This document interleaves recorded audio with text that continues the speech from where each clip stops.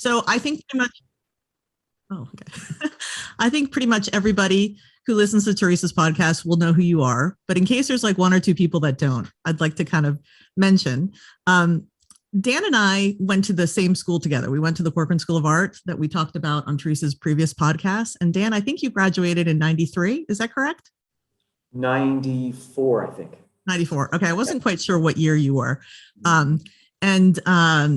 You know, I consider you to be one of the greatest things that has ever come out of the Corcoran.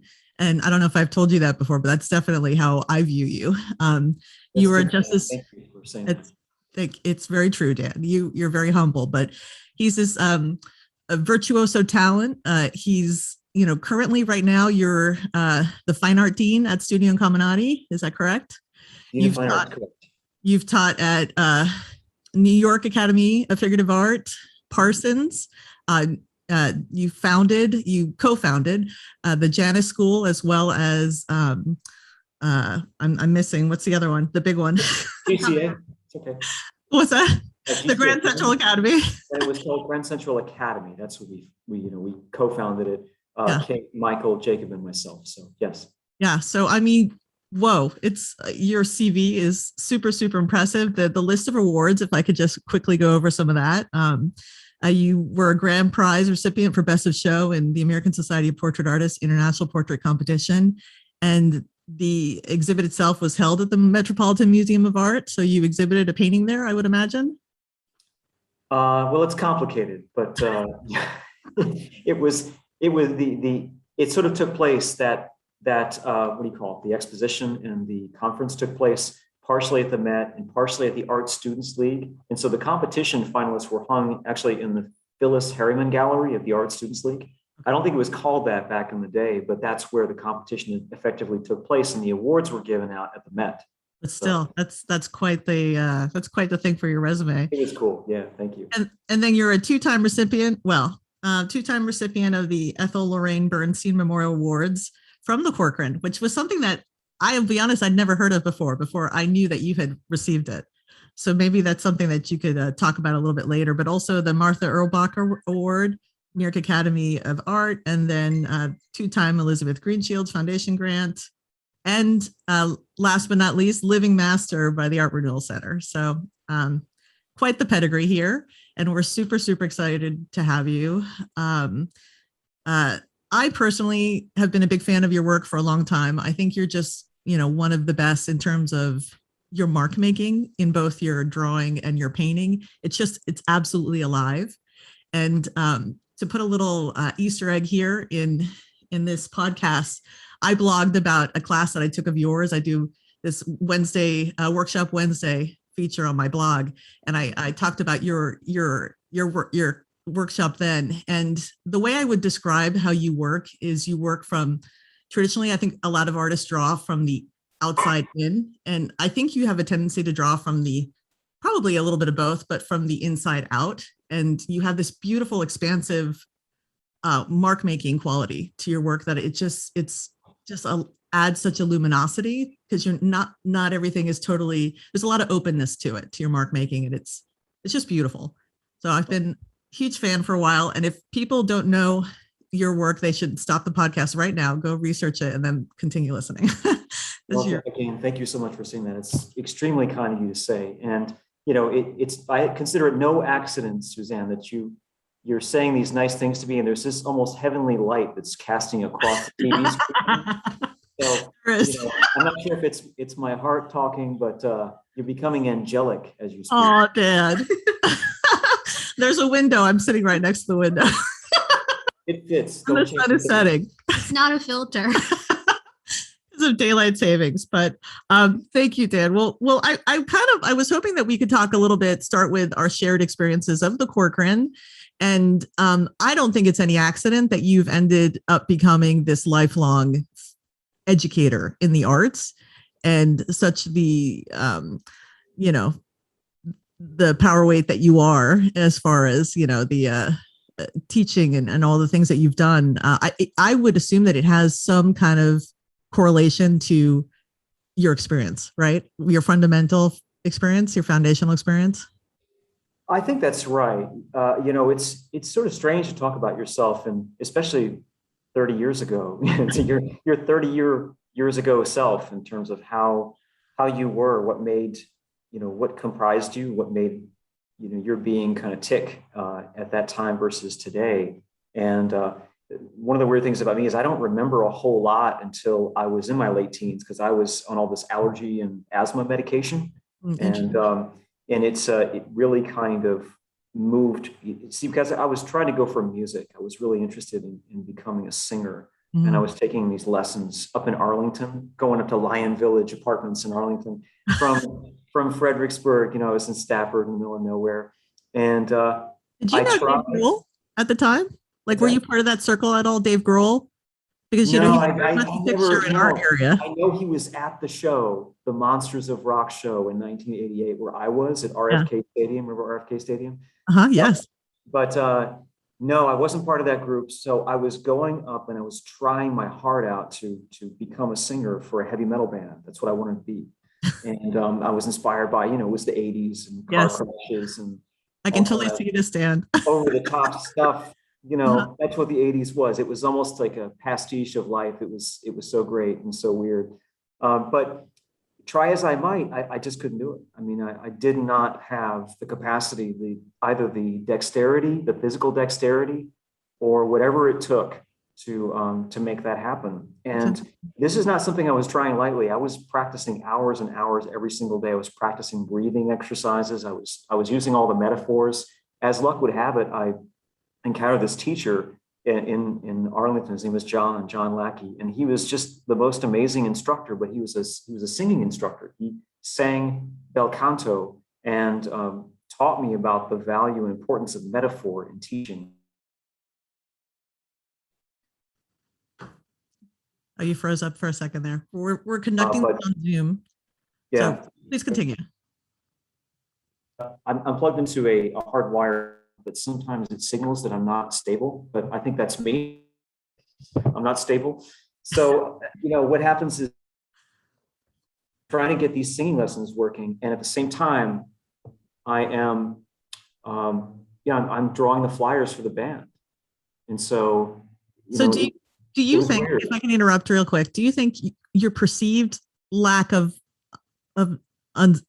not being successful in that area is just how little time you were able to dedicate to that pursuit versus how much you've dedicated to your art? Because I would think that there's parallels there between. No? I sucked. I was, okay. What it was is a lesson for me, because it taught me to appreciate what I could do. And I've been drawing since I was 2 years old. I just always drew. I started painting when I was around 11. And my dad got me an acrylic set. He was a cop, and he said, you got to learn how to paint in acrylics. And if you do, then I'll, let you use my oil set. So it was like dangling the carrot above me. And it was drawing the flyers for the band that kind of kept me in practice. And I shifted my focus toward visual art when I was in my late teens and away from that. And unlike the people that were graduating from the high school that I came out of, which was Stafford, I went north and not south, because they were all going to VCU. And I said, no, I'm going to go to the Corcoran. So I went up and, set up in my uncle's house in Alexandria and started going. And it was 89 or 90. So, yeah. Wow, I didn't realize that.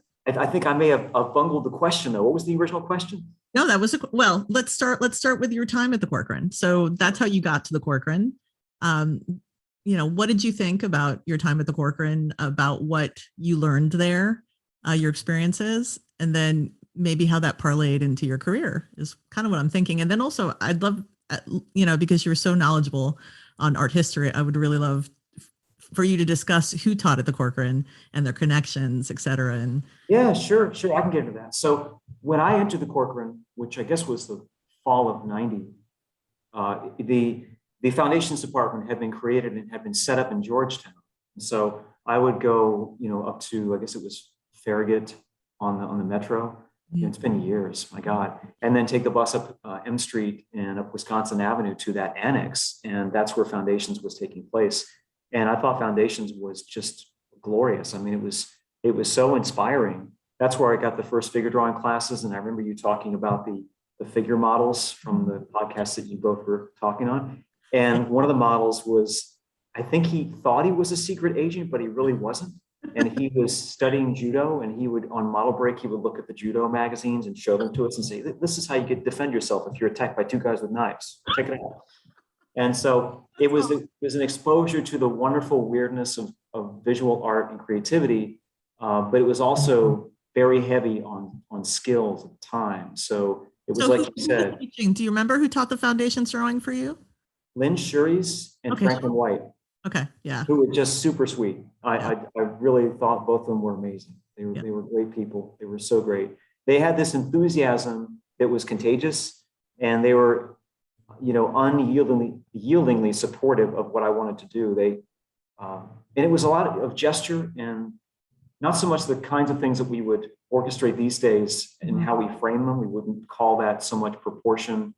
It was just a lot of figure drawing, a lot of drawing on newsprint, and a lot of compressed charcoal drawing. And I went through some of those recently because I was cleaning up my place, and it was neat to kind of go back and you travel back to that time, and you're there. As weird as that is, almost like an old smell or something, like an old perfume. You travel back and you look at that drawing and say, wow, was I in a different headspace then? But that was with the drawing program. And we also had a design program that you described perfectly, working with the color aid papers. Yes. Very old school, Teresa. we had some painting classes. The painting classes were in acrylic. And it's weird. I don't remember a lot of the instructors from these programs. I just remember Lynn and Franklin because I thought they were my favorites. Same here. Among my favorites, definitely. And I felt like it resonated well with me and I with the class. My favorite year of the Corcoran was the first year. Really? And I got a drawing award at the end of it, I think because there was so much synchronicity between the way I felt it and the way it resonated with me and the impact that I was having. I mean, it was just a great time. And it started to get more complicated for me in year two. At the end of year one, there was a slide presentation made by this artist I'd never seen before named Bill Newman. Mm-hmm. And that really, if it hadn't been for Bill, I think I would have just jumped off a bridge or something. He was such a saving grace. Speaking of weird, Bill was super weird in a really cool way. Yes, he definitely is a rock star for sure. Just, and talk about the stories that we tell about the 1990s. I mean, he would so one-up you on his stories from the 1960s and 70s. I still have, these stories, they stay with me today. Like the story of him smoking a joint on faculty break from teaching. And as Nixon's motorcade was traveling by the Corcoran, he held up both middle fingers with a joint coming out of his mouth every time the motorcade went by. And then he said it wasn't too long after that, the Corcoran was raided by federal agents. Oh, that's awesome. I don't think I heard that one. Of course that would happen, And so, he just, he seemed to always have stories like that. And he was larger than life, but at the same time, he had MS and he was a real person. He his suffering made him more dignified to me. So he kind of saved me. He was like a father figure to me at the time in a painting sense. And later on, when I went through the full program, and after the program, I became an apprentice, one of several in the studio up in Manning Place. Yeah, so I painted some things for him, and so did a few others. Mm-hmm. Those were also interesting times. Huh? Jeff Huntington was he also. Jeff wasn't one of the assistants. It was a guy named Conrad. I remember the name Conrad because Bill used to smoke a lot of pot, right? And he would hang out with Spy while I was working on the painting, and he was always going, edges, get your edges right. And so, we were painting this commission he had to paint for a collector, and it was of Loch Awe. It was one of the Scottish lakes. And sure. I have a personal connection to that, actually. My husband is of Scottish descent, and his lineage connects to Loch Awe. So I know exactly what we're talking. We've been there. So Bill's sitting there, and he's in his wheelchair. He's got the joint. He's got the bird, Spy, the parrot who talks just like him, same voice, doing Little Caesars commercials and all that. And he's banging the cane and he's screaming about the dragon. You gotta see the dragon. So one day Conrad paints a literal dragon in, but Bill was being, he was being metaphorical and it really pissed him off. So I had to spend all these days painting out this dragon that had been painted in by an assistant who probably was partaking in, the marijuana to, facilitate his assistantship. Teresa knows Bill, and actually we're hoping to get him on at some point, but we haven't yet convinced him. So maybe this will hopefully do that. Yeah, please come on, Bill. Yeah, I've met Spy. Spy's still there, and Bill still has a lot of marijuana. I'm sure some of it's medicinal. We have to give that to him. It's all medicinal. It's all, we love him, and what a great guy. So he kind of saved my life going into second year. And second year is when, you move back downtown to the big building, the neoclassical building on 17th in New York. And that's when, it was really about the choices that I made looking back at it, because I don't have great feelings about those other years. And I think it was primarily me, because I was trying to figure out a way into life. I've got this policeman dad.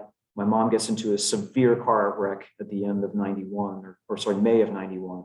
And it's like, it was this constant refrain, you're not going to survive, you're going to starve. Unless you find some way of making this work practically in your life, you're going to be in trouble. And so I got it in my head that I wanted to be more of a portrait artist, because I thought, I love the figure. From the second I started drawing the figure, I loved drawing the figure. It was something about it that was just, inexhaustibly fascinating, and still is, really. It's never lost any of its appeal. It's just, there's nothing like drawing a figure. It's like if you have the day off, you draw the figure, right? It's just the way it is. It's that awesome. So, I thought maybe trying to parlay that into working on portraits of people would be the way to survive. And so I started moving in that. I'm sorry to interrupt, right? That's okay, but that was met with quite a bit of resistance. I remember your senior show, and it was all self-portraits, and I remember that I loved it. I absolutely loved it, but I don't think everybody got it. I don't think everybody understood, the aspect that you were going for the portraits. And I think that field days. Thank you for saying that, because I think my show at the end of my Corcoran experience was one of the worst shows, and probably a low point for me, really was. And it was a place I needed to go, and a kind of depth that I needed to traverse, because I wanted to do this thing. And the only kind of painting that we were doing that was representational, that had any long pose in it, was painting from photographic images. So I had zero skill with drawing from life and painting from life. And so I was trying to do these paintings that were based on legitimate skills related to form making and turning form and construction, and I just had none of it. And it showed up loud and clear. And it was literally like a dumpster fire. That's how bad my final show was. Well, I think that's not by what you produced, but by that they didn't get it. Like that's how I would phrase that. And I think that this kind of really nicely dovetails into a question that I had for you, that I think you were just remarkable in terms of knowing who you were and figuring out the holes in your education, because that's how I look at it, that we're all filling these little holes. And you went out and you got it. Like the Egleys, like that wasn't on my radar at all. Like, how did they get on your radar? And how did you go study with them while you were still at the Corcoran? I remember being in the library at the Corcoran. There were several things that happened then that I didn't realize how consequential they were until much later. And one of them was being in the library and seeing this circular about a portrait competition and symposium that was in Atlanta. And it seemed really interesting, because again, I was really kind of consumed by this idea of, I wanted to work in the visual arts. I didn't want to have a job where I hated the job and I could never paint, I could never draw. But I was so worried about surviving, because, we borrowed all that money back then. I mean, it was a lot for us, and it still is. It's even now, it's insane what they have to do now. Don't ask about that. But the, getting into that conference, it was very interesting, because I went down to Atlanta in 92, 93, and I attended this conference, which was about the portrait and it looked from the surface like you weren't quite sure what this thing was going to be involved with. It was like, was it commercial? Was it like an infomercial about portrait painting? And it was put on by this guy named John Howard Sandon. It was called the National Portrait Festival. Oh, sure. And as luck would have it, I ran into some people that were really important people. One of whom was Carl Sampson, who had been trained out of Atelier Lac and the Gamel School. And I never knew any of that existed. Mm-hmm. And I met Tim Chambers, who was similar in a similar light. John de la Vega was coming out of some studies, with Nelson Shanks, who I didn't really know. And then I saw this lecture by this individual named Cedric Egley, and he's talking about drawing. The lecture was on drawing, and I remember watching it with great interest in the audience. And he has these strings over his face that he's got slides of. And I said, I don't understand a thing he's saying, but I know he's got something there. For some reason, I know he's onto something. There's something there that I need to understand. And it turns out he was talking about Riley, about lines of rhythm and relationship in the face. Mm-hmm. And so I went back to the Corcoran because I was still a student there. And I asked, I think it was John Dixon, I asked, or might have been somebody else, for a leave of absence to go and study with the Egley family, because it turns out that most of the people that were at the head of the pack in that conference that were winning awards and that showed a demonstrable ability with drawing and painting had been students of the Egley family. Oh, wow. So, wow. And, I really wish we'd had that conversation back then. Because well, as far as like I was very aware of you, always loved your work. And because you were a couple of years ahead of me, just one day you were gone. Like you had your senior show and then you were gone. And then this was kind of like pre-internet kind of days or right around the internet time. And so everybody lost communication. Yeah. And I was like, where'd that awesome guy, Dan Thompson, go? Like whatever became of him? Now I know, but I wish that I had known all these other connections. Like that's super cool that you figured that out like so early. I think that's awesome. Well, thank you. Well, the Corcoran did not grant my leave of absence request. So, okay. Which really kind of bugged me, because it was, I felt like I needed to go in that direction.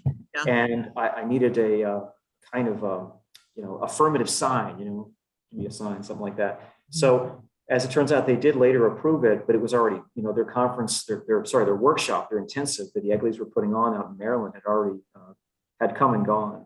But it didn't deter me. So after I graduated, I went out there and started taking classes with them, and just did the best I could. I was driving this vehicle. I don't know how this thing didn't just spontaneously combust. I drove this thing around for 3 years. My brother called it the Honda Valdez because it leaked 4 quarts of oil a day. There were no brakes in it, and it was a complete death trap. So I had no brake lights. It was taking my life in my own hands, but I had to go, I had to get there. So I go out to Maryland and I start taking these classes, and I met some really amazing people. I met Steve Griffin, who turns out to be just an incredible seascape painter. He followed in the tradition of Emile Gruppi. And Steve was really the studio manager, like the monitor of the traditional Northlight painting and drawing setup that they had at the Egley School. But the Egley, it wasn't even like a school, it was like a compound, a mile down a dirt road, and several traditional Northlight studios. And Steve started me out, and he's doing this drawing for me. This is the first demo that I had seen in 5 years. I never saw a demo at the Corcoran. Nobody ever demonstrated. No. So he's doing an egg demo, a classic, light on form demo. Right. And I was spontaneously enthralled, just captivated and infuriated because it was like, why didn't I get this? This is what I wanted. It was part of my language, and so I had a real resentment for that education, even though the people that were there, they did the best they could, like Nancy. Yeah. That's how I see it in hindsight too. But I feel like so many of us have that same exact feeling. I mean, you and I have discussed this before. It is exactly in the order you describe it, like amazement, and then anger and rage, and then then you move forward and you acquire all those skills and you add to it your arsenal. And the idea, I called it the resentment. And resentment it was that for a long time. It's no longer that, but what it is now.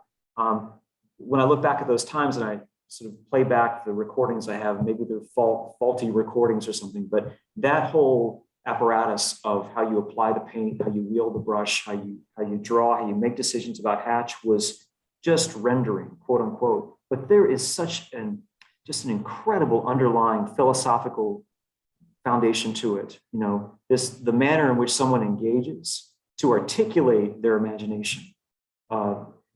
There's nothing like that. I mean, I just think that had that been given a little bit more fidelity in the program, maybe they wouldn't have shut down. I don't know. I agree. So I feel like we're gonna go kind of all over the place. But do you think, did that at all inform how you're running, how you're helping to influence Studio Commonity now, or other programs? Like, what your experience? I would imagine your personal experience has to feed into this. The first thing that this is a great question. So there are a couple of things. I'll try to keep it encapsulated a bit.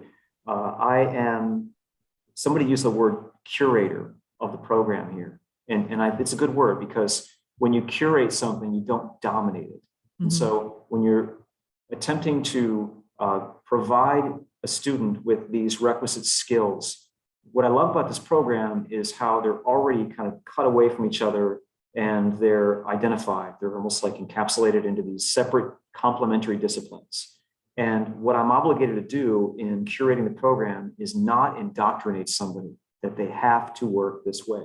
These are specific exercises for specific purposes. Duotone is an exercise about, you know, the opacity and transparency of paint under a warm light to give you that appreciation of how the amount of paint that you use has an enormous impact on the temperature of the paint, as well as how you can look at art history and see similar techniques. Grisaille, you know, grisaille is, gesture. And so the indoctrination part is really important to me, because there was too much indoctrination, not at the Corcoran so much, maybe there was more on the creativity side and idea side, but there was a lot of that at GCA. And I didn't really like that. I thought if you try to indoctrinate somebody to believe that what they're learning from you is the only legitimate way, you close down options for that individual. You create a lot of doubt about their future if they decide that they really feel that something needs to be handled a certain way creatively. And so that, and I think the cost of this program are the two things that what I would answer your question with. The cost of Incommonity now is around $14,000, which is kind of what we were paying back in, you know, it's premium 1991 Corcoran Really rates, you know. It really is. I'm pretty sure it was like 15 grand or something to go to school. Yeah, as opposed to 50,000. Yes, which is unthinkable. Or 100,000. Yeah, it is. Or 100,000, exactly. Yeah. And in any other program, to graduate, to charge that kind of money, and then for people to graduate not even knowing how to draw, that's criminal. It's criminal, yeah. And there's something about, you know, there's a statement that you make when you say this is the price of the program, about accessibility and about the belief in everybody and their access to knowledge. And it's really important to us to keep this, even though it's more of a struggle when you keep the prices that low. We could double them and we'd still be under the market. Yeah. But we just don't want people to get crushed by debt. Wow, amazing, absolutely amazing. To continue along with the Egleys, and then when did you meet Nelson Shanks? When did that happen? So when I worked with the Egleys off and on for about 3 years, and there was this one momentous week. It's funny, we just had this panel discussion, and I was recalling this week we were talking about demonstrations, and Cedric would do the occasional demonstration, but it wasn't very long. Mostly he would come in and lecture, and I had the incredible luck to be in the class with Cedric's daughters, because everybody was so intimidated by Cedric, they wouldn't ask him to clarify anything. And he was so brilliant, but as brilliant as he was just as much inarticulate. And so you'd be in the class with the daughters, and he'd say his thing, and Anastasia or Ingrid, they say, "Dad, what are you talking about?" And we'd all look at each other like, thank God, Jeanette. Translate. And then there was always the same refrain, "Damn it, Jeanette, get me the skull." And we were all so thankful when we heard, "Damn it, Jeanette, get me the skull," because we finally get the lesson. That could be a t-shirt. Almost like a shirt. "Damn it, Jeanette, get me the skull." So So I worked with them for a while, and this one really momentous week came up where Cedric was demonstrating. And as luck would have it, there was a demo I heard of Nelson Shanks, who I knew from a poster in Ingrid's bedroom of a painting of Pavarotti. I knew of him, and I knew his kind of esteem and legend, and I'd heard stories about him because he and Cedric occasionally associated. And there was an event coming up in Philly, and so I went up to Philly. The same week Cedric was demonstrating, Nelson was demonstrating. And so it was this amazing chance to juxtapose these two master artists working. They were just working in different locations, but they both were doing portraits. Cedric was very Riley-esque, was very lyrical, loose, beautiful. It had a lot going for it. In Nelson's, he comes out and he's painting Grace under the Grand Rotunda of Pafa. And it wasn't so much the location, it was sort of the way that it was done. It was chiseled, it was colored beautifully. He told me later on he destroyed it, which is unthinkable. But it just sort of, it was like a calling, like a call to arms. If you want to be an artist, this is a very noble pursuit. This is a special thing. You have to raise your game. You have to raise your whole being up to be an artist. This is very important. And it just, was a demonstration that went on for about 3 hours or so, and it changed my life. And it was after that point that I started really thinking about the Northeast and, coming up to New York. So I put in an application to the New York Academy in, I guess it was 97, 96. I didn't know you had gone there. That's where Dana, I know, Dana Aldis. She went there as well. And but go ahead, sorry, please. At the time, she was the only one that I knew that was going to be going there. So I wasn't, had I known that there were more people, I would have been like, oh, maybe a little bit more swayed. But I love that. Continue, please. You went to. Oh, that's fine. So I had heard that they rejected 3 out of 4 portfolios, and I thought that would be a good arbiter of whether I was on the right track, because I knew I had a lot to learn, ton to learn. I didn't know anatomy, as you had said. They didn't do an anatomy class at the Corcoran. We never really got it. I think Hayes Friedman did something as an elective, but that was about it. Mm-hmm. And I never got a chance to take that. I probably should have taken it, but I put in an application. I was accepted with a scholarship, and I had a choice to make. And I went to my parents, and my mom said, don't go, you'll starve. There's nobody close to you. Just don't do it. And my dad said, get the hell out of here. And so I went into New York, and so I started the academy. And it was sometime in the beginning that I became aware of the Art Students League.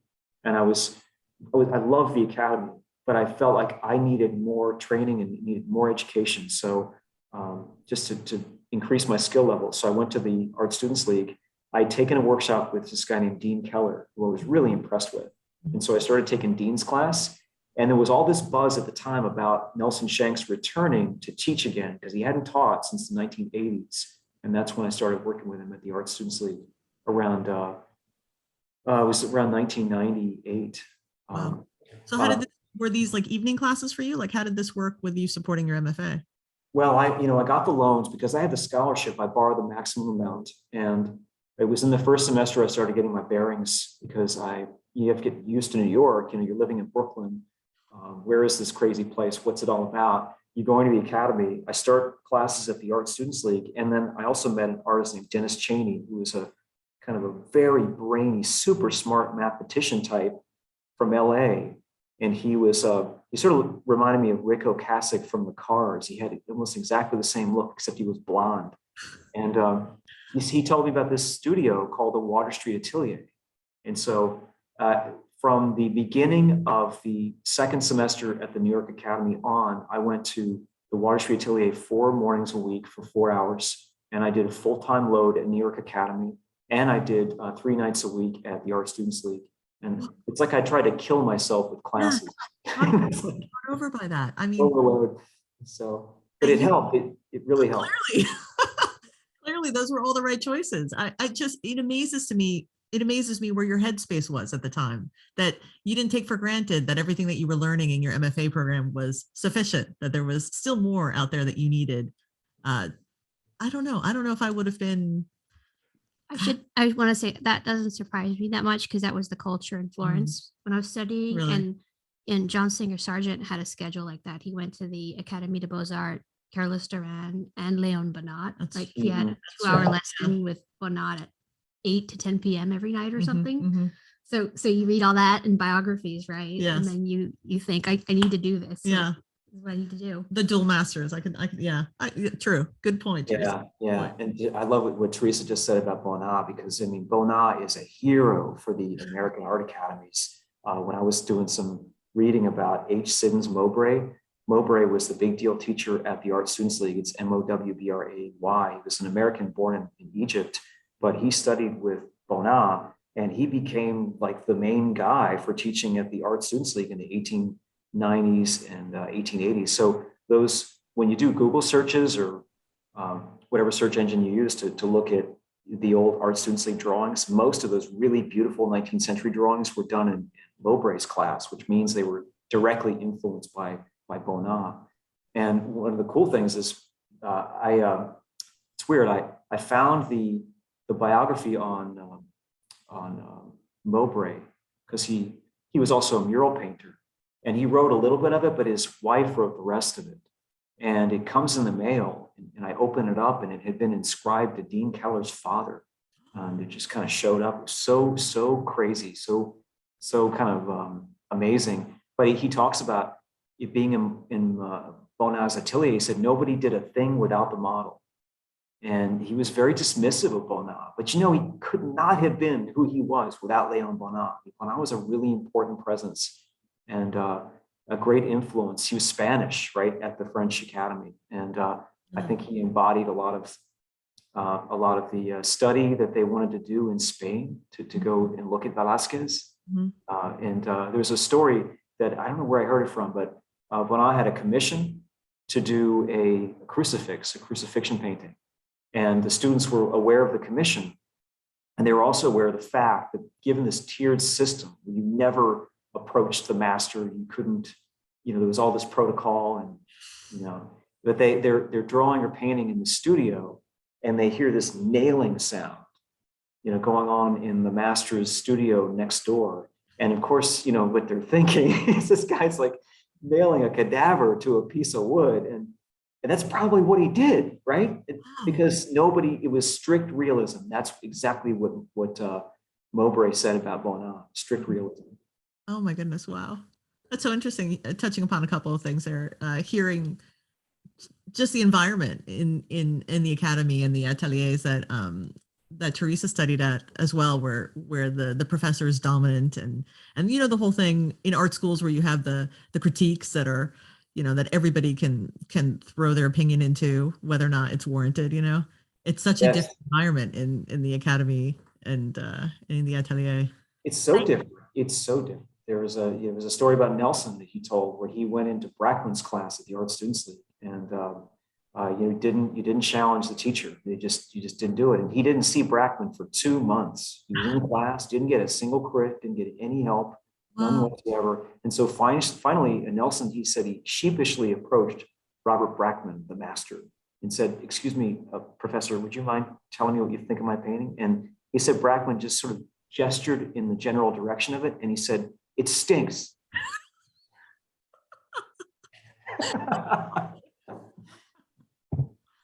I just had a thought as you were talking about Bonnat, and I was thinking about that amazing painting he did of Job. And when you said he never worked from photos, I saw a news article that came out about a year ago, and it was about this woman named Blanche Monnier who was locked in an attic by her family for like 30 years. And she was called the Recluse. And they took her out and took a photo of her, and she looked just like the Job painting, and the way they illustrated her in the magazines or the newspapers, it was either they had taken Bonnat's painting and exactly reproduced it, or he had taken her photo. Oh, that's interesting. The pose and the way that the body is drawn is so similar. It's a really scary article. But I don't know, it just came to me. But that's that's totally interesting.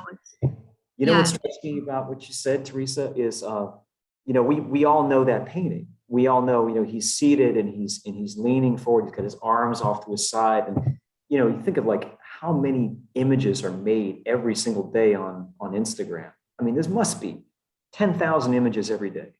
But to have an image that you've made that gets treasured, 150 years in the future, to have just one where everybody can just kind of reflect back and remember the image that you made. Wouldn't that be a great thing if we could make one of those images that is cherished 150 years from now? Just one. Yes. So. Yeah. So how do we do that? Yes. I don't know. No idea. Keep trying. How does that happen?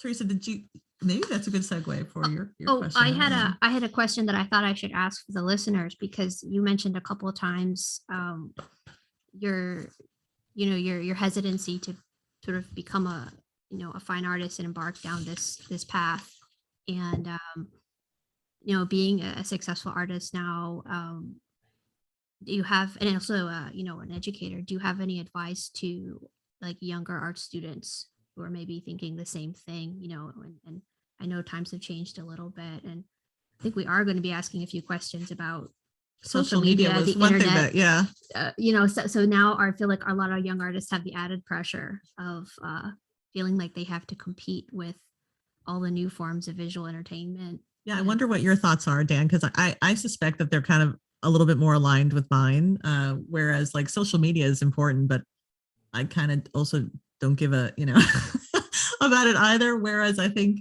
Teresa, who's a little bit younger, probably has a more astute grasp on the whole thing, and sees that conflict. Whereas like I'm not even like thinking that, in terms of like there's some things that Teresa and I have talked about in conversation.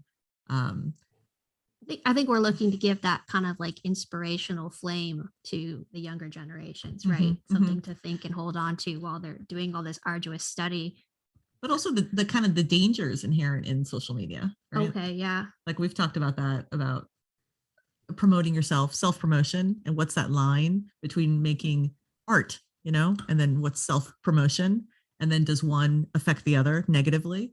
Like does your self-promotion with the social media specifically, you've brought up before in the past, like there's this thing and it actually gets more likes on social media where artists will show, I guess it's when they're copying from photographs, right? They'll show the photograph that they're copying and then they'll show their actual painting. And that apparently with the algorithms, it has something, and Teresa's more knowledgeable about it than me, but the algorithms reward that kind of picture. And so that's what's promoted over and over and over again. And yet, is that what we want our work to be remembered for? Like you said, like creating that one image that we're known for the rest of our lives, like, is there a danger in that?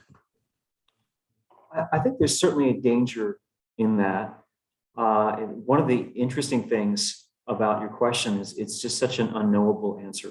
And if I reflect on my experience now as a teacher and as a dean and faculty chair at New York Academy, which is a great place to be involved in, I think that it's probably without question that the people that come to this vocation from all sorts of unexpected places, and they often feel like they don't fit in any other pursuit, and they often feel like they're kind of outcasts. I know I always felt like an outcast, and I think that place, that sort of headspace, and that pursuit in life, when all your friends kind of, if they get some free time, they're going to go to the movies, you're going to go paint.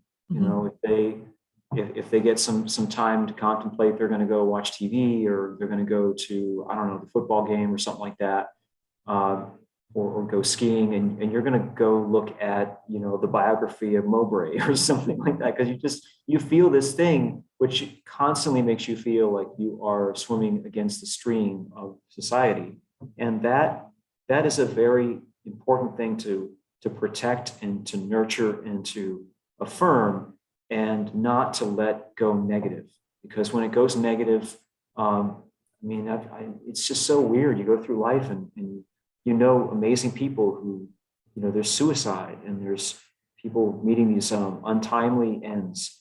And I think that poise is so important, and you need a kind of understanding person around you. You need a positive environment. I don't want to sound too cliche, but I think you almost literally have to redefine what the word success means to you personally, and then how to attain it. Because if it's unattainable, it's going to be torturous. It's not going to be what you want to do, what makes you happy. And if it's too impersonal, then I'm going to borrow a line from Steve Jobs. He says, don't waste your life living somebody else's dream.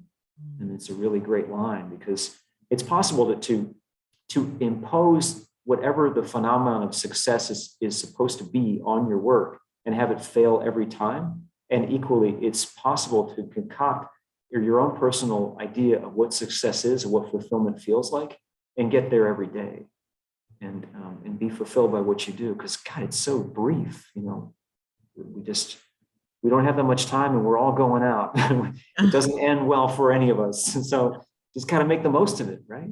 Most definitely. Most definitely. That's beautiful, Dan. Really beautiful. Yeah.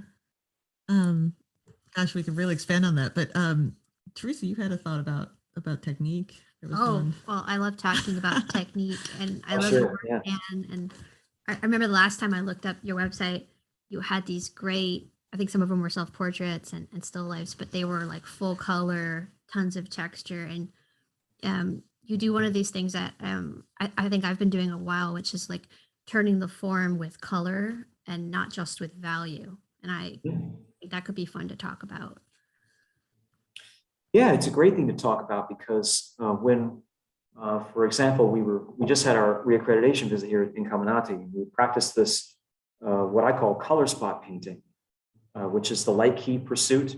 It's the exercise where you put kind of a geometric form next to another very highly chromatic geometric form in a very specific light condition, and you try to capture that.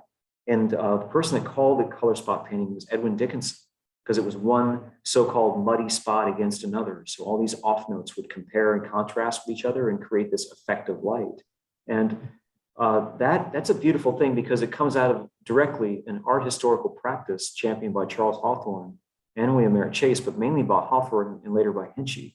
And at the same time, as we pursue that, and many do, there isn't a lot of information, nor, I guess, scholarship is the word, about what to do then. Like, how do you bridge between a finishing tactic of being a tactician of edges and the beginning mass? You know, where's all the substance there? And there doesn't seem to be a lot. So going around the internet and stuff, there's an artist named Catherine Kehoe, which is really, she does a really nice job on taking big pieces of color and just kind of carving the form in color. And I think that idea of big chopped up, carved out of wood types of forms, where you get these what are called major variations, is something I find fascinating, because that's where you discover so much of the structure, and oftentimes a kind of synthesis between anatomical bone structure and the spin-off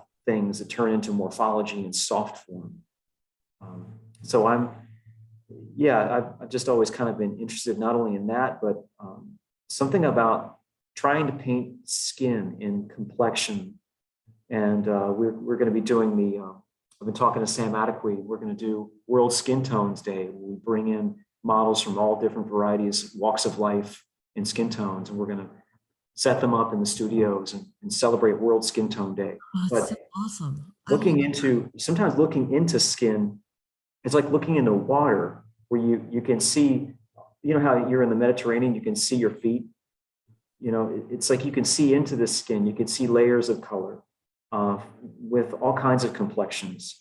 And that's crazy interesting. It's almost like duotone, where you take this chess game and you turn it into 3 or 4 dimensional chess, because you realize you're not painting one phenomenon, you're painting many. And then you get to talking to the model and you make them flush, and then it changes again, you know, so the complexion, you know, skin's alive. And of course the body is alive, and color is very lively. So that's definitely where I want to keep it. You know, I would say stay on the crest of the wave and don't go into the trough.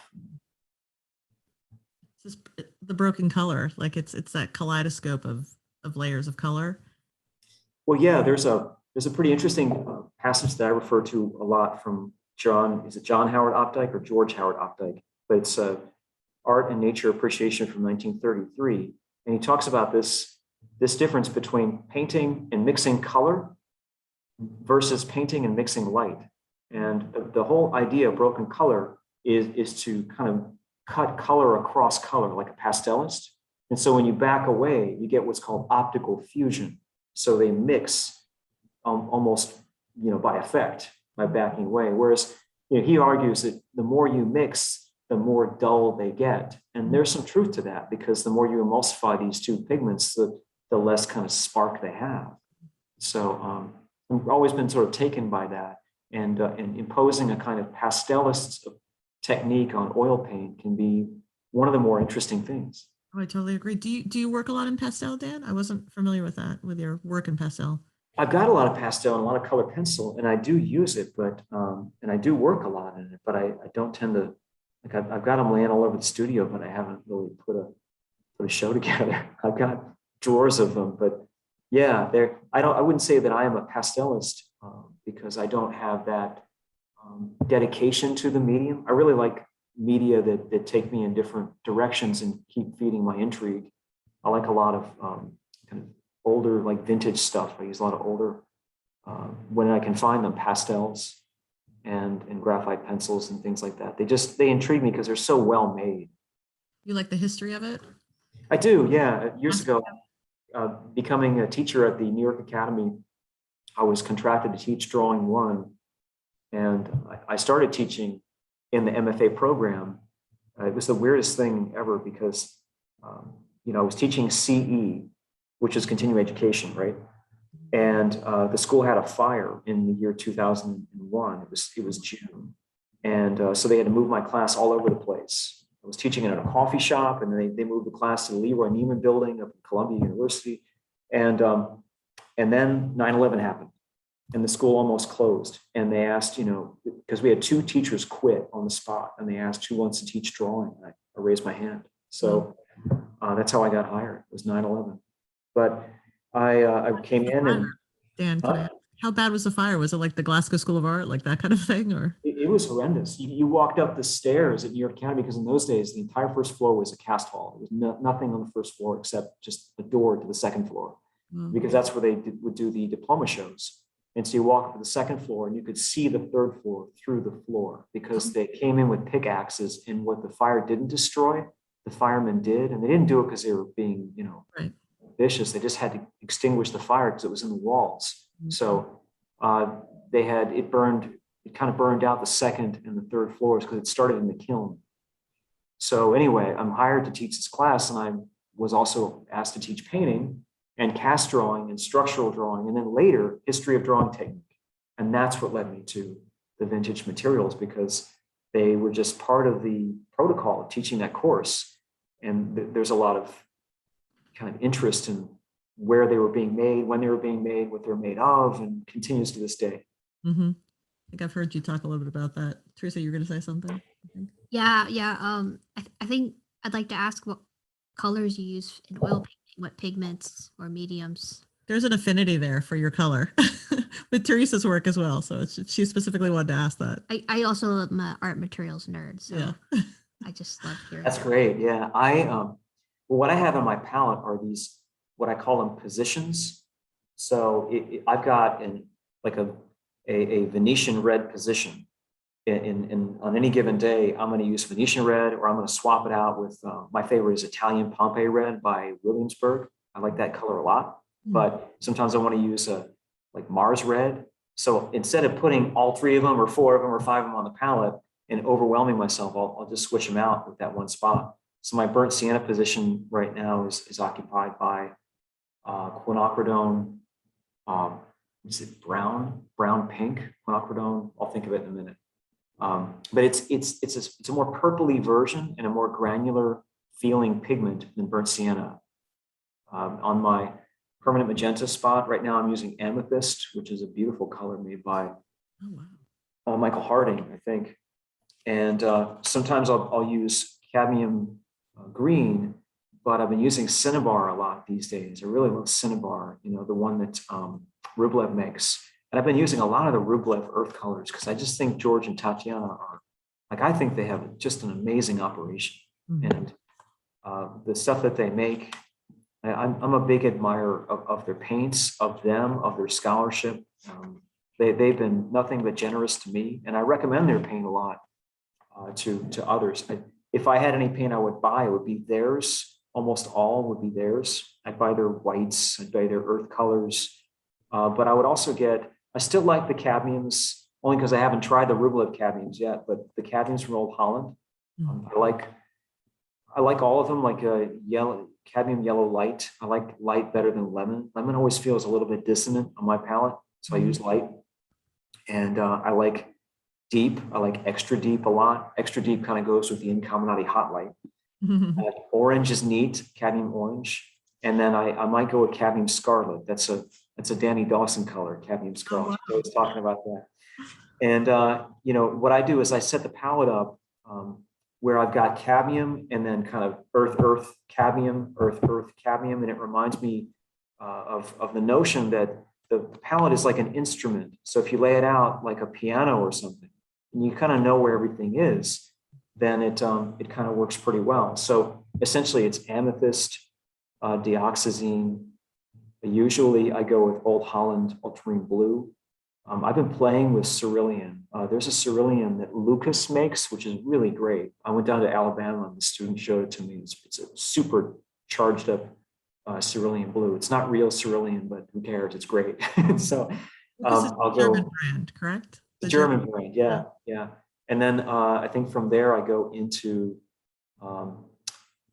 sometimes it's been, I know this is a crazy confusing answer, but it makes sense to me because I'm going to all my little positions and now I'm moving toward green. So I go from cold purple to blue or blue violet. And then I go to blue and go to green. And on my way to green, I get to what I had been using, which was phthalo turquoise, but I'm using Prussian blue these days because I think it's a good equivalent to phthalo turquoise. And then I go to kind of a hotter green. I'm in cinnabar. I transition into yellow. It takes me to cadmium yellow light. I've always loved the Indian yellow by Winsor Newton, but I've played around with a Russian Indian yellow. It is Indian yellow and it's by Masters, I think. And my student went to St. Petersburg and brought me back a whole bunch of them. They're great. Oh, wow. They're really deep colored Indian yellows. And that takes me to orange. So I hit kind of a cadmium yellow extra deep. And then I go into Mars orange. I love Mars orange so much. And then let's see, I've got raw sienna, which I love as well. Raw sienna is just an incredibly diverse color from one company to another. And then I move to deeper oranges, the one I mentioned before, quinacridone gold brown, that's what it is. And then I go into reds. I hit cadmium scarlet. I usually use perylene red, which I like a lot. Perylene is a little hotter than quinacridone. Red or rose. Permanent rose is the common name in Winsor Newton. It's pigment violet 19. And then I go to anthraquinone. Anthraquinone is one of the most interesting recent developments of red. I don't know how light fast it is, but I think it's pretty good. And anthraquinone has replaced all of alizarin crimson. And then I go to warmer violets, which takes me to Mars violet. And I think Mars violet is really one of the best violets there is. So that's kind of my palette. Mm-hmm. Fascinating. I was just wondering if you were familiar with that. The last quinacridone one that you mentioned, what was it? What did you call it? Anthraquinone is, so if you go to we always talk about this with our students, but you go to the art stores and you see the name doesn't mean anything. Right. Some committee coming up with a name. And there's this really hokey name called Burgundy Wine Red. It's the stupidest name ever thought of. And so you just turn the pigment over and it says anthraquinone. That's the name of the pigment. And I think it's like pigment red 138 or something. And if you see that, first of all, you think to yourself, okay, I gotta know the pigment numbers. And second of all, you say, there's 137 other reds. So you go and you have to kind of look at what you're going to gravitate toward, because they're always changing the names. They're always trying to like gouge the artists to kick in, like they want you to buy alizarin orange, but they're trying to trick you because it really isn't made anymore. Right. So. Wow, that's great. A couple things struck me as you were speaking. I love the idea of your positions, and specifically where you go from the most saturated, I guess, then to earth color. To the earth colors. Is that like a flat note? Yeah, like per each the black keys. Yeah, per each chromatic color, right? Like that's fascinating to me that you break it up like that, because I haven't quite seen that. Like for me, like my palette's set up very traditionally, and Teresa, I'd love for you to speak about yours as well. But from my lightest light, which is on my far right, is usually where I keep that, and I go with my whites, through my yellows, through my reds. I don't usually keep an orange, but all the way over, to blue, to purple, to green. And then I do have some neutrals on my palette, because I have studied a little bit with people like Michael Klein and in workshops, and that's things that he has as well. And I just love that thought of using these earth colors, like the raw umber and things like that as like natural. I guess it's a natural green. I can't remember what he calls it, but I've never thought of doing it how you've just talked about it, your positions, and doing it per color. That's fabulous. I love your palette description. I'm going to have to map it out, look up the colors, but I think you'd be the perfect person to ask, Dan, since, you enjoy color so much and these things. What do you think Antonio Mancini was doing? Because I look at his paintings when I see them in life, and I just love his use of color and texture.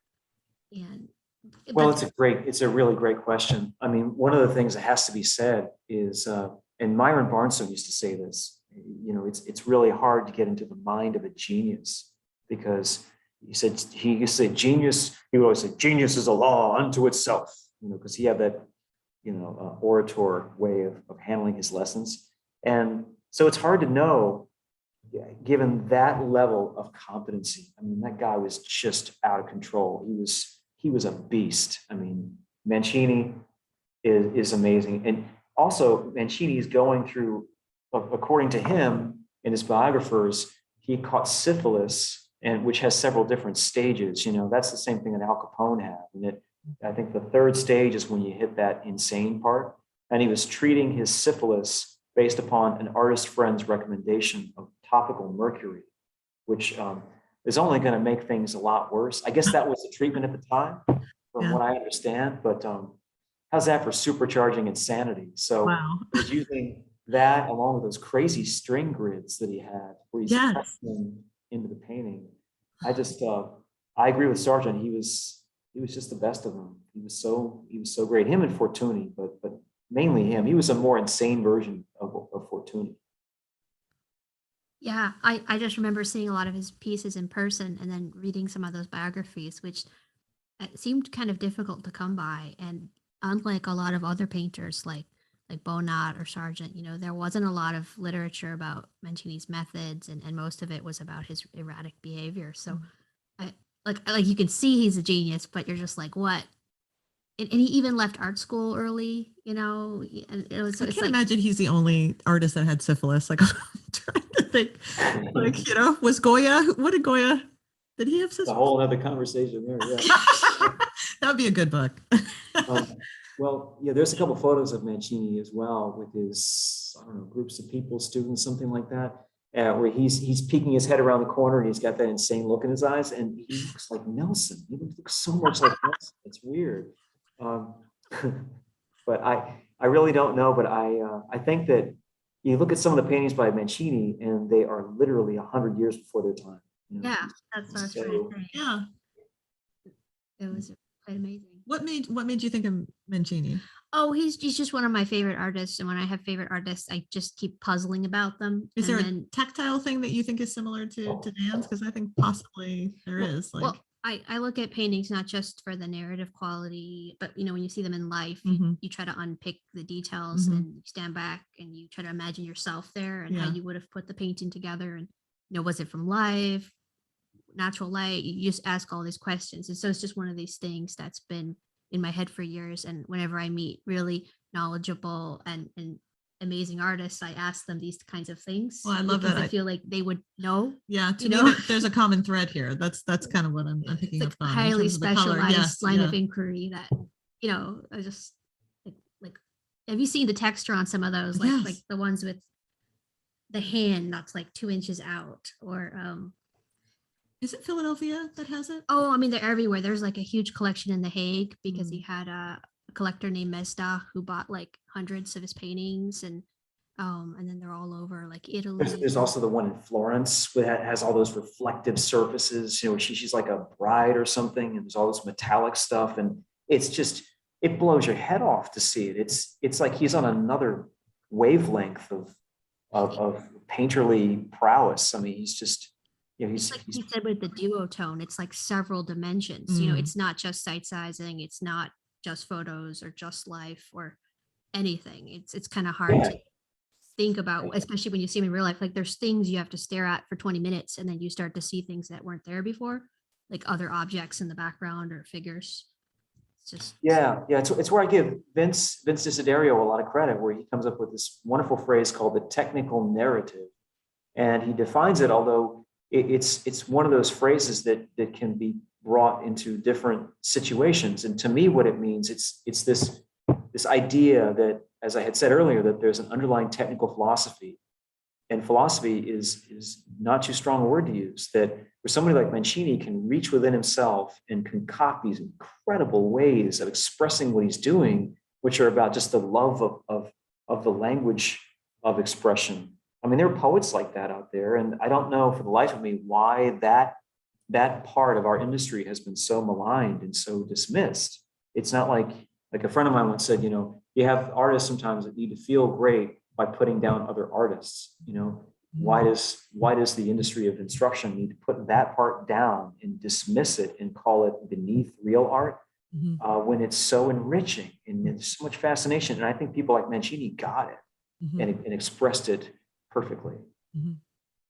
Yeah, most definitely. I think maybe that's that tribal aspect that, you know, as people, like if you believe you're one camp, you can't possibly be of the other camp. Like there's no way you could hold these two thoughts in your head at the same time, which is to be just kind of ridiculous. I see that in the world at large, you know, that theme, you know, but I agree with you completely. You can have many different loves, many different masters, and appreciate many different things from many different people. Yeah, totally. Yeah. We had a question about books, because we always go back to that. Teresa and I, we're in a book club together. And what are the books, because you're so well read, what are the books that were most important to your development as an artist, or ones that you would recommend to other artists, aspiring artists? The only one that might be slightly obscure, because most of the ones that I know, you certainly know about, like, you know, the Practice and Science of Drawing and Oil Painting by Harold Speed, and, you know, the Solomon J. Solomon books, and, you know, the one that comes to mind is Painting and the Personal Equation by Charles H. Woodbury. Oh, I'm not familiar with that one. Yeah. Is that the 1919 book that you mentioned? It is such a great book. It is such a great book. I mean, he just got it. So Woodbury was a New England painter who apparently went to MIT and could have been an engineer if he wanted to be, but he fell in love with painting, fell in love with art, and sort of was in that vein like Winslow Homer and some of the great New England painters like Tarbell and even Hawthorne.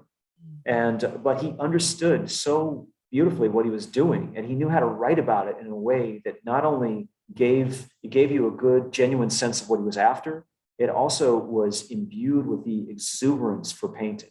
And that's what people are always crediting the art spirit for. They always say, well, Henri's comes to life through the art spirit. But I mean, the art spirit, you know, to me I like the book a lot, but I love Painting and the Personal Equation. To me, that book spoke to me. And so excited you mentioned that. I will definitely be looking. Oh, it's a great book. It really is. But, you know, that and maybe Vanderpool. I think Vanderpool's book is so monumental, so groundbreaking. And I don't think he gets a lot of credit for it, but I do think he's quite special. Didn't you meet his widow, or isn't there some kind of connection there? Like, didn't you go hunting that down? Like, I feel like there's something there, right? There's a story. That was Henshey, and I met Dottie Ballou Henshey. Okay. Yeah, and she was amazing, and I could talk about her. But I did go to the Vanderpool Art Association, and you know, I wrote them a letter after I had started teaching at the Art Students League. I was always fascinated by Vanderpool, always have been.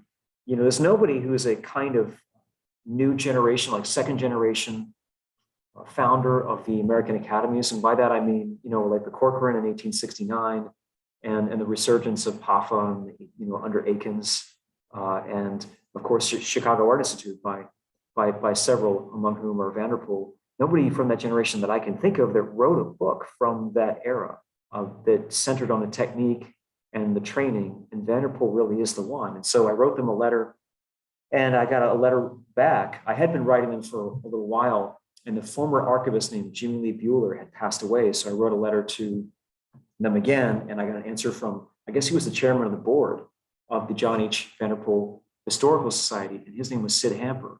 And he said, you know what, if you come out to Chicago, I'll take the original text out of the cabinet and show it to you. Wow. But you got to hurry up because I'm 80. So I jumped on a plane, I went out there, and he took it out of the cabinet, and it was just the most amazing thing. I got a chance to read through, a lot of the archival materials. I read Jesse Vanderpool, his wife's account, reminiscence of John Vanderpool's, his last moments. She said that he was up late the night that he died. He died 1911. I want to say it was February 2nd or something like that. But he had been given a check for the human figure by John Campbell, who became the person that was the main proprietor of the Historical Society. And he said, look at that, Jess. I wonder who would buy all those books. So you could tell it was a really good check.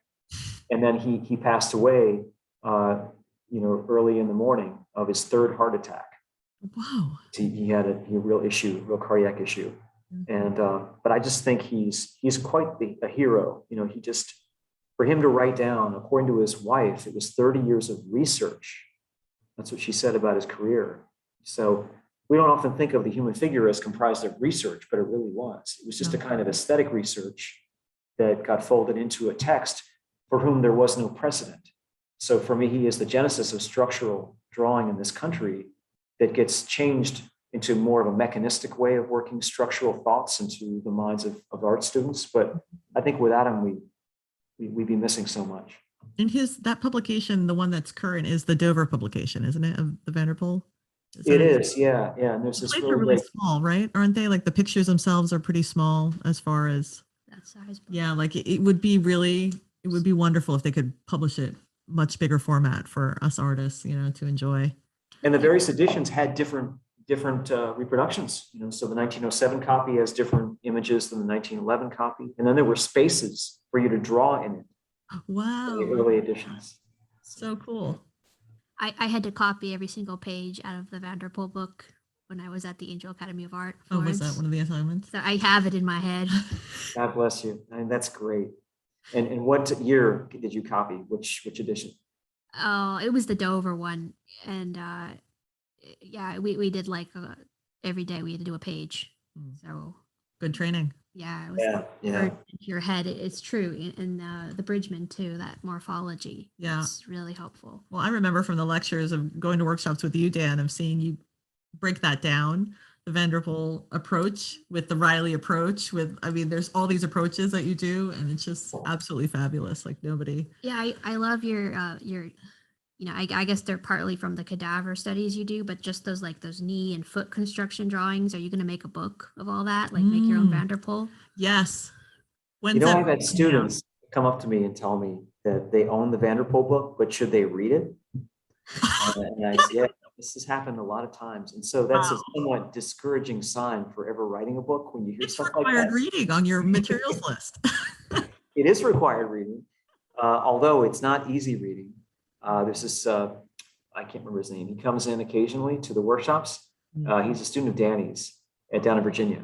Yes. And he tells me that he's working on translating Vanderpool from English to English. I understand what he's talking about, because Vanderpool has issues with his translations, because he was Dutch, right? Yeah. And he was writing about visual elements that didn't really have precedence on them. So it was, he goes into depth where I don't think we would define depth. I think his depth is our width or something like that. But there's a lot of that in his writing. It's difficult to figure out what he's getting at. Yeah. But I don't know about the visual. That's the whole thing that we all run into, right? Like it's describing what we see visually they're two very different things, right? So to find an artist that can also eloquently speak about what he's thinking, such as yourself, is difficult. It really is. Well, thank you. I think that the question of writing a book is a really big question. I don't know. I really don't. I'm doubtful on it because there's so much commitment to a book. And I'd rather take that time commitment and work on more drawings of the figure and the cadaver. And, I'm not sure how much I could add some of that visual stuff that goes on when you see the block and you subdivide it, because sometimes you just need to fill up that mise en page, that arrangement on paper with a diagram that speaks to what you're doing in a practical way. So the middle drawing might be the diagram of plan view knee applied to this situation where you add this muscle. So I just, I don't know, but I'm having a blast with them. And I spearheaded a program with Jefferson University here for Studio in Commonity and with Cornell for the Art Students League to go in and draw cadavers and to study mostly pro sections, because when the pro sections are made, they're made with care for, it sounds really weird, but kind of more of an aesthetic, so that they can teach people who want to specialize in certain regions and focus on those regions to get in there and really grapple with it. Whereas drawing from cadavers, oftentimes you have a set of medical students, usually a team, and they shred the body. They do. And it's hard to see anything and what it means and where it's going. So. Yeah, you must have been a fan of, was it Gunther von Hagens? He had a TV show where he was dissecting cadavers live, and then he had these amazing kind of sculptures with like a horse and a rider, and then yeah, I remember that. Yeah, I thought those were interesting, but I really enjoyed going when I had a residency in Germany. I got the Leipzig residency for the academy one year, and I made an appointment to go and see on a couple of occasions the Bamas archive in Dresden, and that was just incredible. What they had done with that blew my mind. So Bamas, we think of him as this singular presence in the history of teaching constructive anatomy, like the heir apparent of Bridgman, because he pushed it so far. But as it turns out, you go into that facility, and he had a lot of preceding intellect. It's like he was riding a wave of momentum of thought. So you go through the facility, and there are so many different skeletons and so many different dissections. In the 18th century, I think it was, the German anatomists that preceded him had dissected not only adults, but also younger adults and children down to the ligaments, and they posed these figural groupings into the Laocoon group. And they set these things up, and this is what they were working on. I can imagine that. You can actually see the articulation of the bones and the other bones in the proper proportion, in the proper context. And they were doing that, generations before Bamas. And so he inherited that and improved on that because he was an amazing comparative anatomist. So I was really drawn to that. Wow. I've only done a little bit of cadaver drawing in Rob's class. Marie Downheimer, who's in our book club, actually, her husband, Sam Dunlop, was the head of the cadaver lab, I guess, at what university? Is it American University? The one in DC? Howard University? Is it Howard? Is it Howard? Yeah. So. And so Rob would take us in for his class, and they had one person there, one specialist who I remember her describing this particular cadaver that we were drawing from, saying, you could see that that he smiled a lot because his muscles were so defined, in the facial muscle in his face. And I just thought that was such a beautiful thought that you can, obviously the muscles that you use in life are the ones that that show, how you were as a person, and just that, such a beautiful thought. I wrote that down in my, in my sketchbook, that drawing that I did of him. But it's something that I would like to do more. So I love that you're doing that, especially since we didn't have a whole lot of anatomy at the Corcoran, that this is such a big thing, a big part of the instruction. Gotten way into it. I have to tell you that the Jefferson thing has been so enriching. We initiated a program that I wrote out along with Dr. Spudik at Jefferson University. She's the chair of the anatomy department, where they were going to send several medical students to Commonity to do a class in the humanities department. So it was called Jeff Med Humanities. And they were going to draw the figure, and they were going to take part in the drawing from specimens, from gifts, from cadavers class with me. And they were going to write essays, and I was going to grade those essays. And they had applied, and the applications had been accepted. And we already had the program going. We had a model posing in the cadaver room. for the artists in Commonity, and then COVID hit.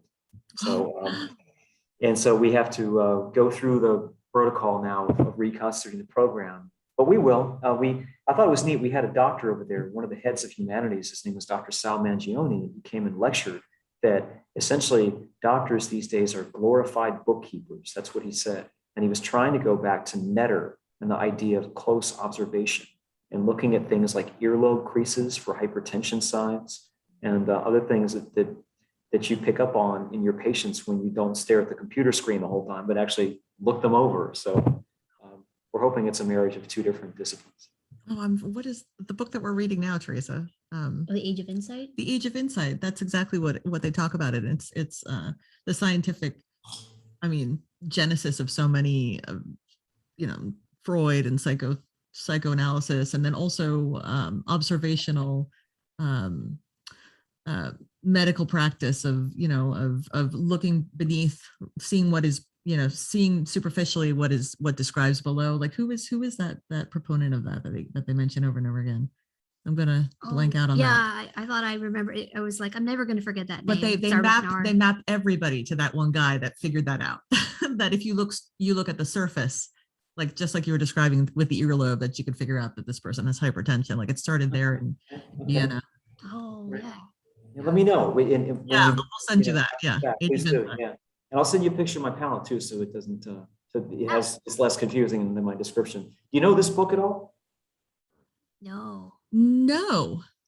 So because you asked me to come on, and I was really flattered and kind of thrilled to talk to you, I went through my books and I couldn't find the old circulars for the Corcoran School of Art because I had several, and I still do. I just don't know where they are. But when I was a student there was a student along with me, and I don't remember his name, but his grandmother was the lady who wrote this book, and it's on a painter teacher who taught at the Corcoran from 1926 to 1954, and his name is Eugene Weiss. He's an Eastern European immigrant, and he became a kind of assistant to the head of the school at the time, who was Richard Sumner Merriman.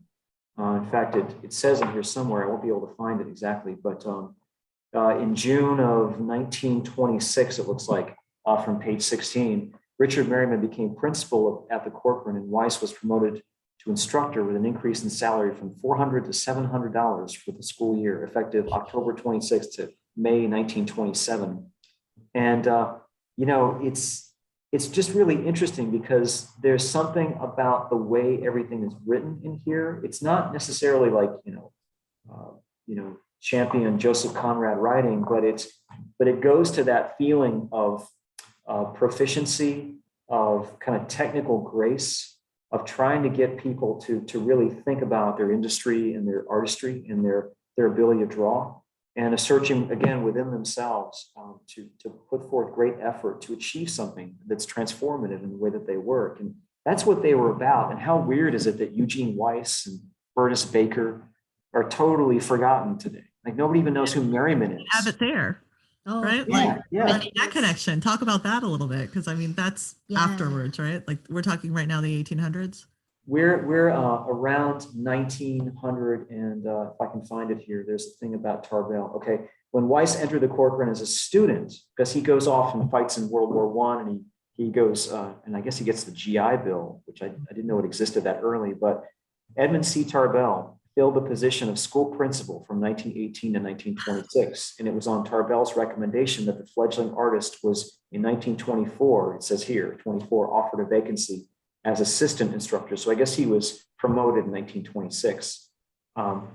Instructor and vice principal at the time and later principal was Richard S. Merriman, who had studied not only under Tarbell, Tarbell, massive, important Boston school painter, but also with Frank W. Benson and Abbott Thayer. So as it turns out, Merriman was Abbott Thayer's assistant. And Abbott Thayer he's almost like the, what's his name? There's a bravura to the way that he works that is, quite unusual. Thayer, if you look at Thayer's work, it's full of versatility, but it's also full of vigor. Thayer? Yes. So, and I was going to compare him to Mancini a second ago, but I'm having a brain, I'm having a senior moment. So No, it's okay. I believe I forgot Anthony. But anyway, Thayer was the inventor of camouflage. And Thayer's probably most known for his angel paintings, right? Like his angel paintings, yes. And back in the old days when we were going to the Corcoran, you could walk up to, what was it, where the 930 Club was? That's where the National Portrait Gallery was. And it essentially was like, it was just full of prostitutes and drug addicts. And you walk right into the National Museum of American Art and the National Portrait Gallery, and there was nobody in it except you and the guards. So you could walk up to the Thayer painting face to face, the one they did of his daughter, Mary, I think. And just, I mean, it was incredible, the drawing, the draftsmanship of that head and the edges in that head.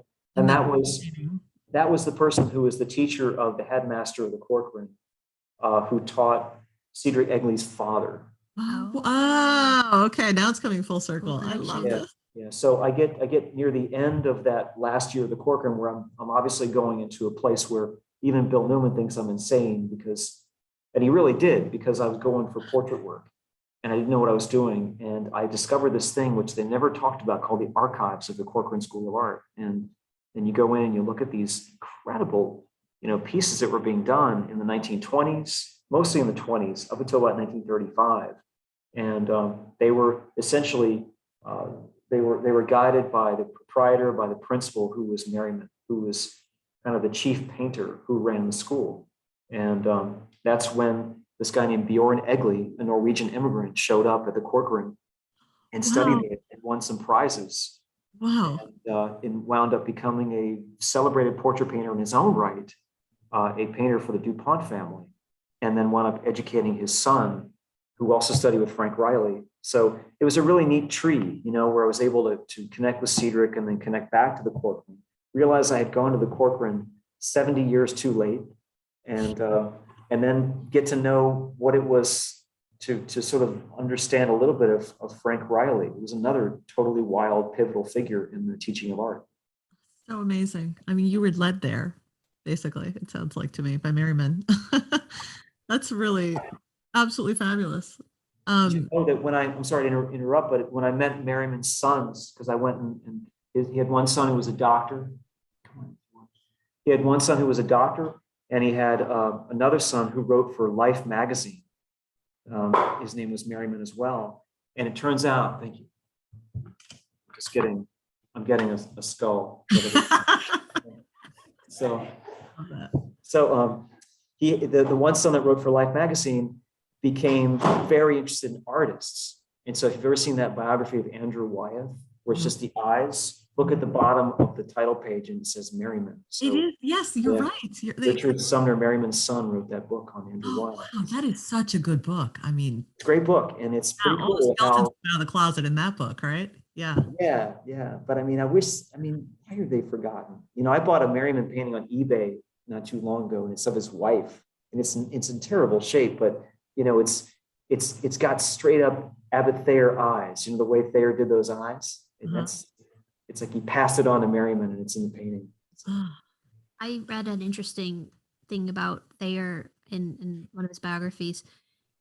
It's like he kind of invented almost like the idea of saving layers in Photoshop, because he had his children and his assistants copy a painting. So like if he did a day's work, he was really interested in just the freshness of the brushstrokes, like the mark making.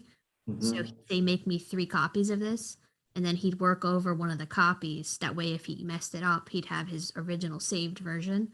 And so he just kept doing this. So I would imagine that like for one finished painting, he might have like 50, maybe not that many, but like he just like he'd like as his assistant, like copy this one so I can work over it tomorrow. So I've never heard that before. Because it's kind of like Sargent, because Sargent was so obsessed with like scraping down something that didn't look proficient. And you might do one face 12 times.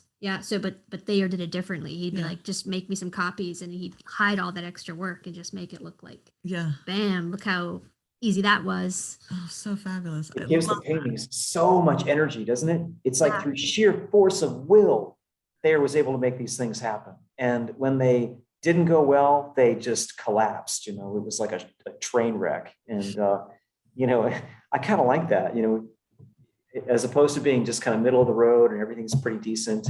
that's almost like in a weird way, like classical realism in a sense, in it where it delivers what it needs to deliver. But when you get that Thayer stuff, it's like at its height, it's incredible. It's untouchable. It's so beautiful. It's exquisite. And when it doesn't work, it's a complete disaster. And I guess I'd rather have that. So, but I admire it so much. And I think, I just think about how unlikely it is, like you said, Suzanne, that we outlived our art school. And exactly how it feels. I have to feel like, and I don't want to be ungraceful or something like that, but that part of what made them fall apart was the decisions like this to have these icons in their midst and to have them completely forgotten about. And then, certainly a big part of it was spending all that money on the Frank Gehry thing, which would have totally destroyed that building. Mm-hmm. It didn't fit the building at all. No, it didn't. There's a book that I told Suzanne to read that I don't know if you read it. You need to read this, Dan. Empty Mansions. Are you familiar with that? We did go Teresa went into it a little bit in one of our podcasts, but you can give the synopsis again. Did I go into it? Did you? It's one of the huge patrons was this woman who lived over 100 years, and her father was like one of these big tycoons, the Copper King it was called, and she was giving lots of money to the Corcoran, and she didn't like the Gehry wing, and she stopped giving him money. She was one of these heiresses that were like shut-ins, like people didn't know who she was, but she had been financing the Corcoran for how many decades? I mean, decades upon decades. And that's what this book is all about. And basically, like after she died, right, her estate went to somebody else, and then it all stopped. So then the Corcoran didn't have money coming in anymore. So that's one of the reasons why it totally went under. I think certainly it's a big complicated one. Very complicated. Like certainly what you're talking about also plays into it. The politics, how they kind of rebranded themselves, and they were very much about, the Robert Mapplethorpe kind of exhibits and, being cutting edge as opposed to where they began, right? So there was a big shift towards the more the contemporary and embracing of that. And yeah. And those were cool. I have no issue with Robert Mapplethorpe or Dean Davis or any of that stuff. It's just, they just seemed abundantly embarrassed by their past. And I have to think somewhere deep down that cost them. And it's going to cost the institutions like those great legacy museum schools. When I called the Chicago Art Institute to see if they had any archival material on Vanderpool, the lady said, "Can you spell that name?" Wow. There's, and then Prof is the same way. There's a lot there that they could easily just scratch the surface on, get into a little bit. I mean, all those crazy stories about Akins are so interesting. So I don't know what exactly happened with the Corcoran, but I'm reminded of what Harold Speed says he says, every society gets the art it deserves. Oh my goodness. Wow. And I think that maybe the Corcoran almost got what it deserved. Oh, that's kind of scary. That's scary and prophetic. Wow. Well, I think that we have a lot of amazing art right now. It's just that maybe we're all just in our little bubbles or niches. So it's not like everyone knows this form of art or that form of art. It's very like kind of spread out. Not a lot of eyeballs on the good art, I think. Completely. I think the art bubbles is a perfect analogy. Teresa and I talk about it all the time because, if you think about bubbles, they're just suspended separately, right? And we seem to kind of operate in our own little spheres, especially, us realist artists, opposed to the rest of the world, the rest of the contemporary, maybe art world, the New York City scene, the DC scene even, that we've talked about a little bit here. So it's interesting. And that's what one thing Teresa wants to do is kind of burst those little bubbles. So, well, it's great. In the future does truly belong to young women artists. Oh, wow. That's where anybody who's a teacher who goes through schools and has classes, 60-70% of your students are female artists, and they are not simply the artists in the room. They're usually the more responsive, the more contemplative, and they really search out the concepts. Nothing against the guys, but I'm talking about the future. In what happens, we talk about making images that will be cherished 100 years from now or 200 years from now, hopefully. But I think that if we wind up 200 years in the future and 90% of those images are created by, you know, the female artist, aesthetic, trained, you know, super trained eye and soul that exists in the 21st century, I wouldn't be surprised. Wow. Wow. I have chills listening to that. Thank you so much. That's fabulous. That makes me think of this Kurt Vonnegut book called Bluebeard. Have you read that one? It's about a painter, and it's about World War II, and he's a realist studying in New York, but then he becomes a modernist, but he's secretly been making a giant kind of like Bruegel painting in his potato barn on Long Island all this time. And the painting's called Now It's the Woman's Turn. Oh, wow. It's sort of about what you're saying. It's kind of interesting. You never see the painting because it's a book, but you can imagine it. And there's like thousands of figures describing human history in Bruegel like detail, like with the finest Kolinsky sable brushes, and everyone thinks he's this like Pollock. He's like a Jackson Pollock kind of fictional stand-in. And wow, it's a good book. It's kind of funny. It's like a comedy. It's Kurt Vonnegut, but that's great. Yeah, it's almost metaphorical, you know, for what we've all got going on. It's like you put your outward artistic presence in the social media sphere, and then you kind of, you know, withhold a good portion of it. You just do what you really want to do in your space, and all the experimental stuff just remains, you know, your own, private. So, yeah. Are you doing a lot of experimental stuff for yourself these days, or how much studio time are you getting versus your heavy academic teaching? I haven't been getting a lot of. I'm just looking at another skeleton outside my door. It's great. It's heartwarming to see. I'm not getting a lot of studio time in as much as I would like, because we just did accreditation and we just moved the school from North Philly to South Philly, and we just went through COVID, and a lot of it feels like we're kind of cycling through this horrendous societal malaise and trying to get to a new place. But I'm thinking in 2022 I'll be able to get more of the studio time in because I need it. But I also have to say that I don't feel like I have a bone to pick with any of the experiences that I've had either the last year and a half or ever.